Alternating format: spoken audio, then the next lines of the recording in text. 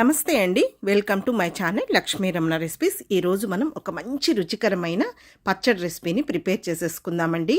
ఇలా వేడివేడి అన్నంలో కొంచెం నెయ్యి వేసుకొని తింటే చాలా రుచిగా ఉంటుందండి.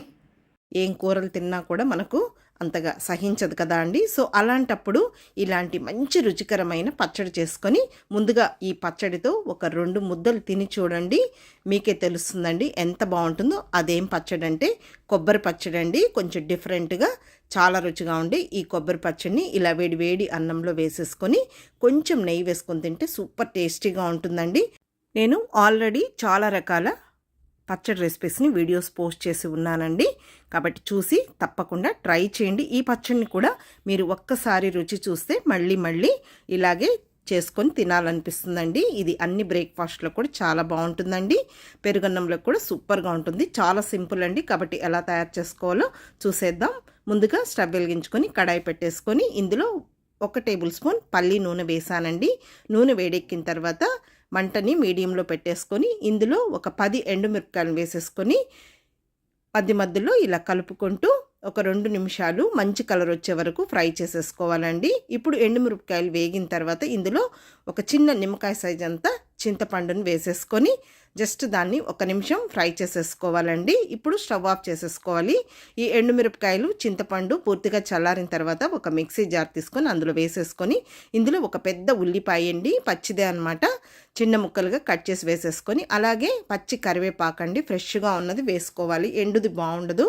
అది కూడా కొద్దిగా వేసేసుకొని ఒక 1/2 టీ స్పూన్ జీలకర్ర, ఒక 8 వెల్లుల్లి రెబ్బలు లైట్గా పొట్టు తీసుకొని వేసేసుకొని తర్వాత రుచికి సరిపడా ఉప్పు కూడా వేసేసుకొని కంటిన్యూగా కాకుండా నిలుపుకుంటూ గ్రైండ్ చేసేసుకోవాలండి. ఇప్పుడు ఇందులో ఒక మీడియం సైజ్ కప్పు ఫ్రెష్గా ఉన్న కొబ్బరి పొడిని వేసేసుకొని అలాగే ఒక 1/2 టీ స్పూన్ కారం పొడి కూడా వేసేసుకొని మళ్ళీ ఒకసారి గ్రైండ్ చేసేసుకోవాలి. అంతే అండి, చాలా సింపుల్ కదా అండి. మీరు ఒక్కసారి ఈ విధంగా చేసుకొని తిని చూడండి. వేడి వేడి అన్నంలో కొంచెం నెయ్యి వేసేసుకొని ఈ పచ్చడి వేసుకొని తిని చూడండి. చాలా అంటే చాలా బాగుంటుంది. ఇలా వేడి వేడి అన్నంలో ఈ పచ్చడి వేసుకొని కొద్దిగా నెయ్యి వేసుకొని తింటే సూపర్గా ఉంటుందండి. కూరలు కూడా మనకు బోర్ కొడుతూ ఉంటాయి. సో అలాంటప్పుడు ఇలాంటి మంచి రుచికరమైన పచ్చడి చేసేసుకొని ఒక 2 ముద్దలు ముందు ఈ పచ్చడితో తిని చూడండి, మీకే తెలుస్తుంది ఎంత బాగుంటుందో. కాబట్టి నేను ఆల్రెడీ చాలా రకాల పచ్చడి రెసిపీస్ని కూడా వీడియోస్ పోస్ట్ చేస్తున్నానండి.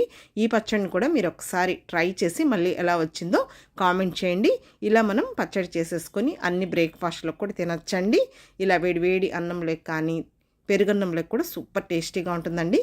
కాబట్టి తప్పకుండా ఈ పచ్చడిని మీరు ట్రై చేసి మళ్ళీ ఎలా వచ్చిందో కామెంట్ చేయండి. ఓకే అండి, ఈ వీడియో మీకు నచ్చితే లైక్ చేయండి, షేర్ చేయండి. కొత్తగా చూస్తున్న వారు మన ఛానల్ని తప్పకుండా సబ్స్క్రైబ్ చేసుకోండి. ఇంకొక మంచి వీడియోతో మళ్ళీ కలుద్దాం. నమస్తే అండి.